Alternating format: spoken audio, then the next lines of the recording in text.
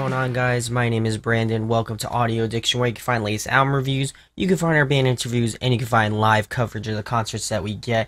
I'll be posting kind of a local band funeral attire set, hopefully by the end of this week if I can do it. If not, it'll probably be out early next week.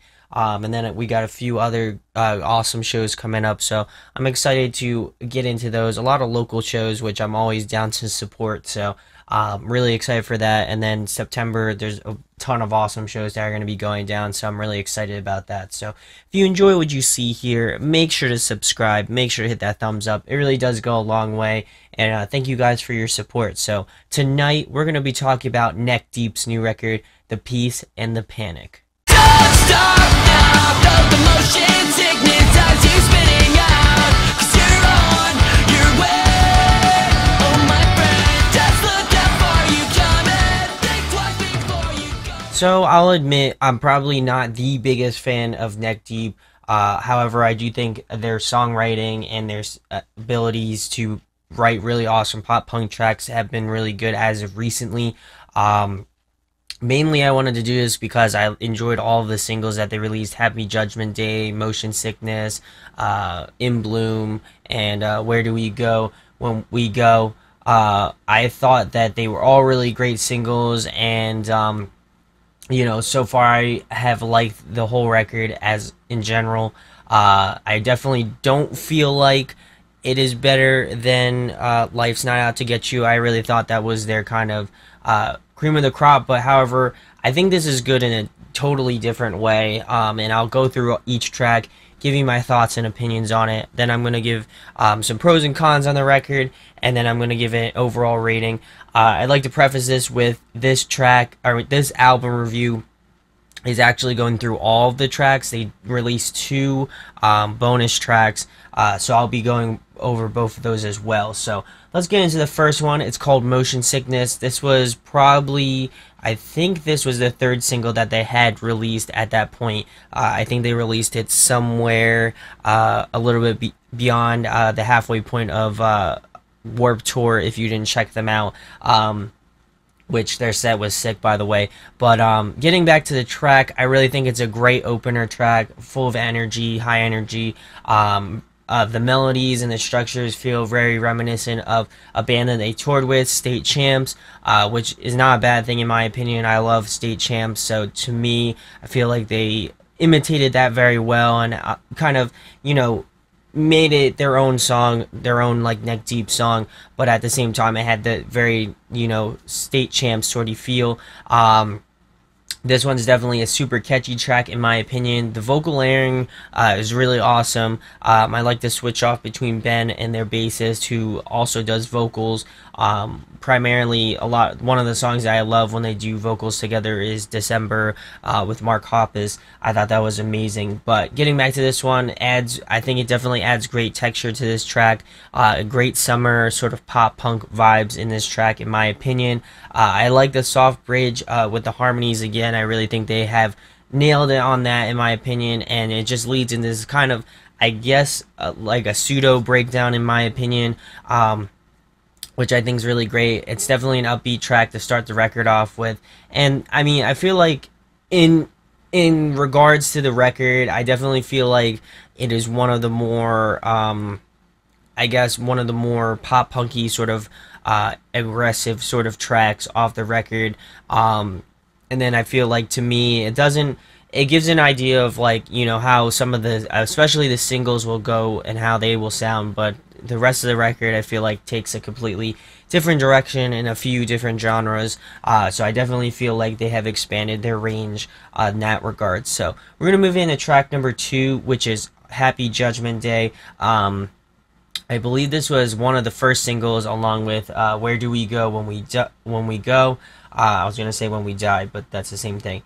But this one was a really great one. I definitely feel like, to me, it was a really nice, kind of fun, upbeat track. Reminds me a lot of Sum 41, who they cite as a huge influence on their band. So to me, it had that sort of Sum 41 vibe to it as well. Keeping it with the pop punk vibes in this one as well. Another really great catchy chorus in my opinion. I thought the the bridge was definitely interesting on this one in my opinion, but I'm definitely liking the usage of different guitar effects. I feel like it breaks up the track and kind of adds a little bit of different flair to it in my opinion. I also like that they changed up the last chorus with a key change, I believe, which I thought was really interesting in my opinion as well. And just the in conclusion of the last one, I thought it was really great, as well as the inclusion of organs in this track towards the end. I thought was really cool as well. So we're gonna move into track number 3, which is the Grand Delusion. This one is one of my favorites. Definitely reminds me a lot of Cartel, another sort of pop. I guess they're kind of pop rock, pop punk a little bit. I would definitely say more on the pop rock side, but getting back to this one, especially at the beginning of the intro, it definitely reminded me a lot of Cartel in my opinion. Another really damn catchy chorus in my opinion, and just the production adds a lot of diversity to this track. I don't feel like one track sounds particularly like another track, which I always think is a great indicator of a great record, where each track kind of has its own flavor and its own vibe to it, which is really awesome. I thought the vocal layers add a great fullness to Ben's vocals, whether it be by their bassist or his vocals in particular. I thought they were structured very well, and just the flow of this track is definitely on point. It's definitely one of my favorites amongst the rest of the songs off the record. I feel like it just has that sort of upbeat vibe. It has some little bit of pop punk flair to it. It also has a lot of like pop rock flair to it as well, which I thought was cool. And I definitely feel like one gripe about this track is that the lead guitars could have maybe been pulled a little bit forward in the mix, in my opinion. Obviously hindsight's 2020, but to me I felt like the guitar, especially the leads, were a little bit too far back and you really couldn't, hear them too well in my opinion. So we'll move into track number 4, which is Parachute. This is another one of my favorites as well. I like the verses in particular. I like their approach on it. I feel like they're definitely a little bit more mellower, and the chorus has a bit more aggressiveness, and just I feel like the juxtaposition of the two fits very well with what they're going for. I like that you can hear the bass being the focal point in this track, and just the inclusion of other layers, i.e. Acoustic guitar. I feel like it adds a nice little balance and comparison to the electric guitar that's obviously going on as well. I also like the back and forth of the vocals in the bridge, almost like an echo kind of a thing. They utilize that a lot, which I think is a really solid approach, considering that I like their bass player's vocals as well. So to me, to have him included on that as well is always a great sign. And another really catchy melody and another really catchy song in my opinion. Definitely starting off the record strong in my opinion. And so we'll move it into track number 5, which is In Bloom. This one was probably the most recent single. It is also one of my favorites as well. The intro definitely reminds me of Blink's Missing You, which I feel like is another really solid point to point out. Also, I've been digging the mellower verses as against the sort of rock-based choruses. I really think that that's solid. The inclusion of pianos and strings and things of that nature really kind of add a lot of flair and a lot of atmosphere to this track in particular. Also loving the instrumentation as well, and it's definitely, to me, one of the best choruses off the record in my opinion. It just sings, I mean, no pun intended, it just has that sort of a mesmerizing quality to it, which I really appreciate. And just the vocal harmonies and everything are definitely on point on this track. If you haven't listened to this one, I would highly recommend it. I feel like it's kind of a little bit more on the different side. I feel like Parachute and In Bloom fit very well together, along with maybe like 1970 something. I feel like those 3 tracks kind of have that sort of feel to it. Maybe you could put Grand Delusion in there as well, but to me they have that sort of like pop rock, sort of maybe alternative vibe to it as well. So we're going to move into track number 6, which is Don't Wait, and this features Sam Carter of Architects. I love Sam Carter of Architects. I think he's one of one of my favorite sort of metalcore vocalists in the scene as of the moment. But getting back to this track, this one has more of a rock vibe to it, in my opinion. Liking the gang vocals in the chorus as well, and also liking the vocal melodies that Ben constructed as well. I feel like they were a really interesting fit and they worked very well on this track. I would say that a standout point on this track is the chorus as well. I really think that their writing in the choruses have really gone up, in my opinion. I feel like they have, found out really great melodies to stick with, and maybe some ones that are a little bit more odd, but they fit in very well. I thought Sam Carter as a guest vocal was an interesting choice. However, I feel like he fits with the song pretty well. Maybe I have to give it a little bit more listens to be more on board with it, but to me, I thought it was solid. I wouldn't say any more or any less from that. I like that he had a bit of a longer feature. I would say that, there's this great sort of part where he does it by himself, as well as he has some trade-offs with Ben. I feel like that's really solid. I just like the sort of back and forth interaction that they have. They did a thing with Rock Sound, I believe, talking about architects, so if you haven't checked that out, I would highly recommend it. But I definitely feel like Sam Carter was an interesting choice, and I'll leave it at that. I thought he did a really decent job on this track, and maybe you can give your opinions on it if you check it out. I'd like to know about it. If you think he fits well, maybe if you don't think he fits well, I'd like to know why. So we're going to move into track number 7, which is Critical Mistake. This one has, again, more of a pop rock feel to it, in my opinion. The additional layers in this track make it, in my opinion, as well. This one also has more of a straightforward appeal to it. It really doesn't have like a ton of things going on, but I still think it's solid, in my opinion. The melodies are really nice, and it definitely I definitely feel like it saves the song, in my opinion, as well as it has some really catchy bits, and it's just a bit of a change of a pace from Don't Wait and In Bloom. I feel like this one is just kind of a, sort of staple track, in my opinion. So we're going to move into track number 8, which is Wish You Were Here. I'm really liking the layered vocals in the intro with their bass player and Ben. I felt like it fit very well. The acoustic guitar and piano were definitely a nice accent to Ben's voice, in my opinion.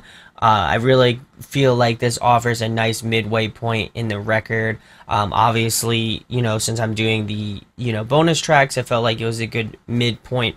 However, if you're listening to it regularly, this is kind of towards the end-ish, but I still feel like it holds that same sort of value, in my opinion. I feel like they executed this song well, and it's a really great tribute to Ben's dad, who passed away.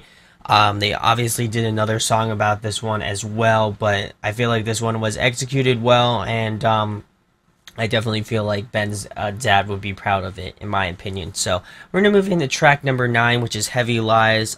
Really liking these sort of cool, reverby, distant guitars and drums in the intro. I thought that was kind of just a cool way to break up the track and make it a little bit more interesting, and not to have it sound like maybe another track, in my opinion.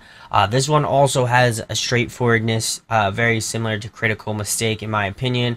I definitely feel like the vocals were excellent on this track, in my opinion, especially towards the last chorus. I feel like he put a lot of effort into that last bit. I feel like it sounded awesome, and it was definitely probably one of my favorite parts in this track, in my opinion.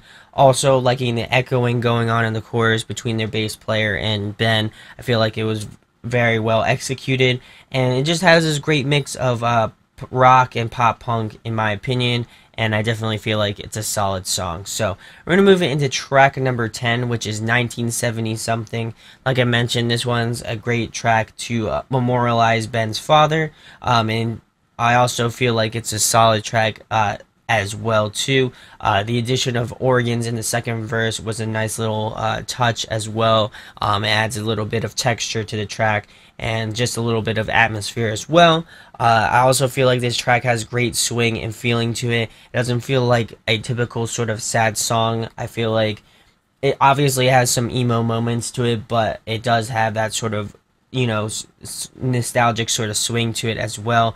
The lyrics definitely has some really interesting depth to it. I typically don't touch lyrics, however, I would probably recommend checking these out, especially if you have lost someone. I feel like this one will definitely hit home for a lot of people, in my opinion.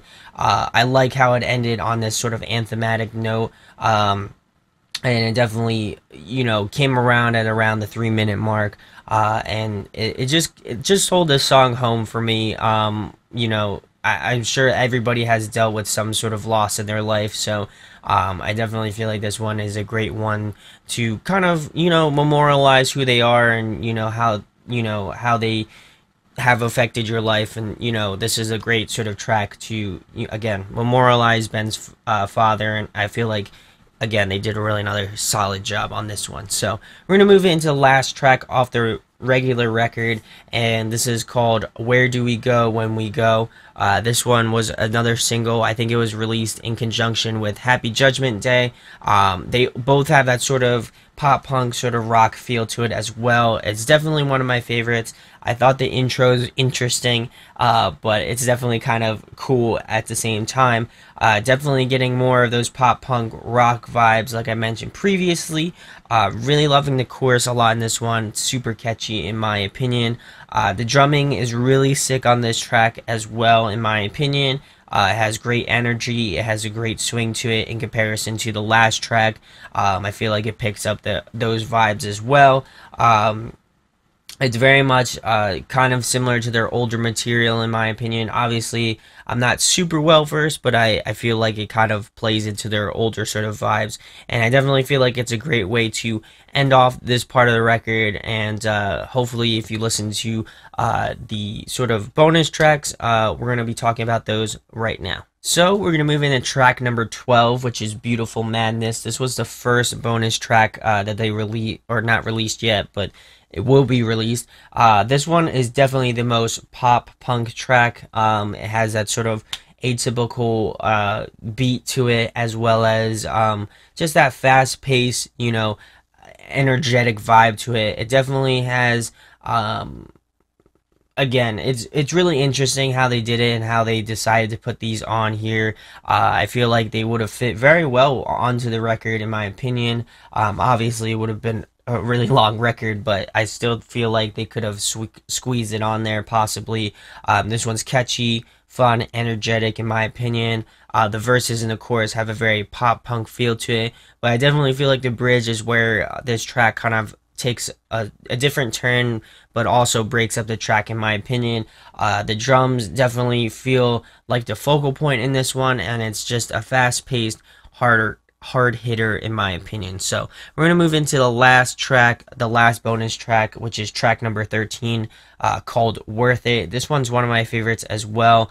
I think I've really enjoyed both of the bonus tracks, and but I would definitely say that this one is my favorite out of the two. It has that sort of State Champs vibe to it as well, in my opinion. The chorus is super catchy.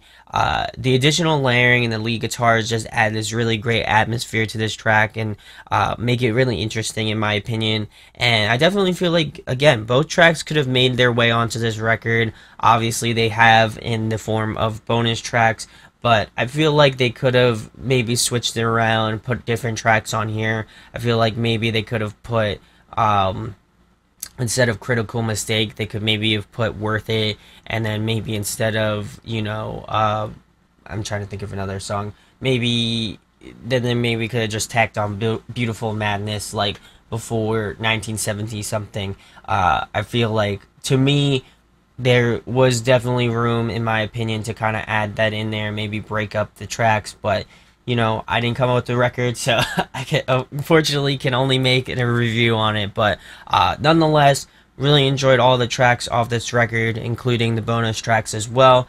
I definitely feel like a lot of people will feel indifferent about this record. Either people will come with it with an open mind, which I would recommend and suggest.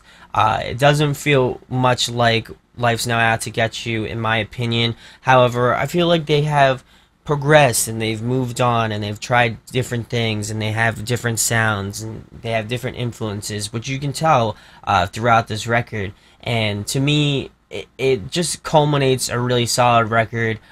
Each track, I could definitely have some memorable moments with it. A lot of the favorite ones are towards, I wouldn't even say towards the beginning. There are some really good ones towards the end as well. So to me, it's a solid record throughout. Sam, I thought, was a really good feature. While, initially I wasn't feeling it, I feel like after a few lessons, he definitely kind of kicks in.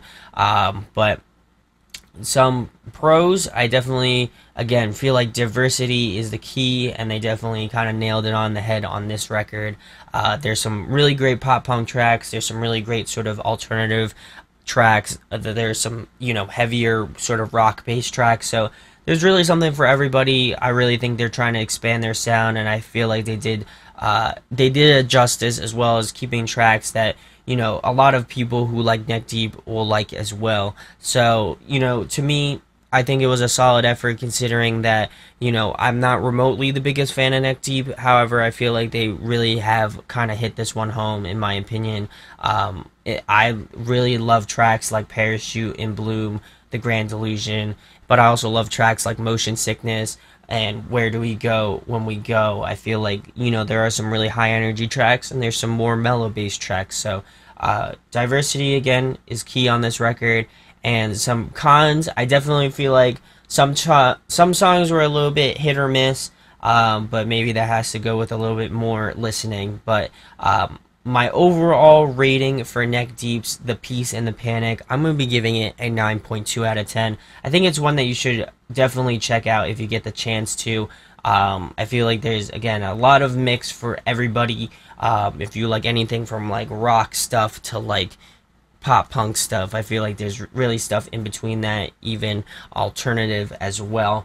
But definitely let me know in the comments what your thoughts are on this record. Obviously it comes out tomorrow, so definitely check it out if you get the chance to. If you do want to purchase it, Target has those exclusive tracks. I don't know if it's both of them, but I definitely know one of them is a Target exclusive track, so definitely check that out if you do live near Target and you are interested in picking it up. If not, I think they still have pre-orders up. Hopefully they will. I would definitely want to see if I can pick one up if I can. But really enjoyed this record, considering that I'm not the remotely biggest fan of Neck Deep, and I'm excited to hopefully see them maybe next year when they do their headliner as well. So if you enjoy what you see here, make sure to subscribe, make sure to hit that thumbs up. I know this is a little bit of a longer video. Obviously my reviews last like 20 minutes, so hopefully you sat through all of it. If not, no problem. I get the deal. So thank you guys for watching. My name is Brandon. We hope you got your fix, and we'll be talking with you soon. Peace. Hey guys, hope you enjoyed the video. Thanks for watching. Of course, if you enjoy what we do, make sure to go check out the other series we do. We do album reviews, we do band interviews, and we do live videos, so definitely go check that out. Hit that subscribe button. It really helps out our channel, helps us grow. Make sure to hit that like button as well. Go follow us on social media. That's all down below. We try to keep that as updated as possible. We also made a new website where we'll be posting photos of upcoming concerts and stuff like that, which you can go check out at audioaddictionmedia.com, and come get your fix with us, guys. Talk to you later. Deuces.